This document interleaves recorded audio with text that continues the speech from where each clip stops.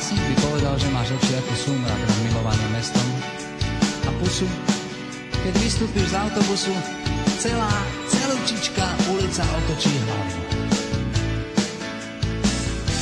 Postavu máš, s jej popisom by básnik asi nemal veľa práce, povedal by len zraniteľná a vyzývala zároveň ako stvorená na materstvo a veci s tým súvisiace.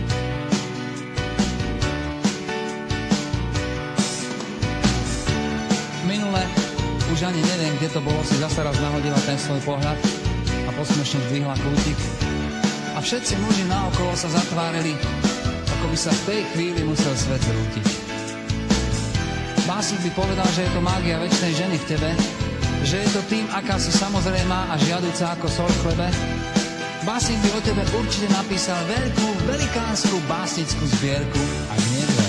Ale ja som len úplne normálny cvok a jediné, v čom sa vyznám, je rock.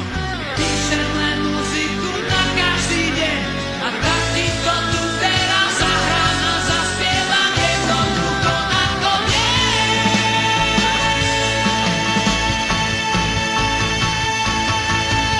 Si kočka, si kočka, si kočka a perfektne urobená.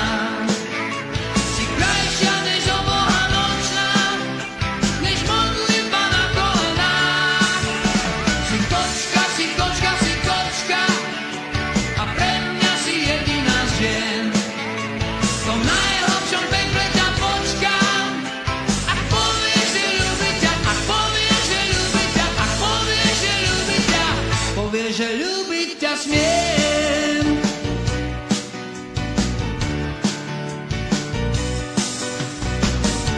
Básnik by povedal, že si krajšia ako revolúcia a mocnejšia než cigaretové monopoly, lebo jediný tvoj pohľad je účinnejší a aj viac bolí, než vážna kampaň v médiách. Naozaj si presvedčivá ako červené Ferrari, alebo ako socha, kniha či pieseň, keď sa podarí. A básnik by o tom všetkom určite napísal tisíce krásnych slov. Ale ja som len úplne normálny cvok a jediný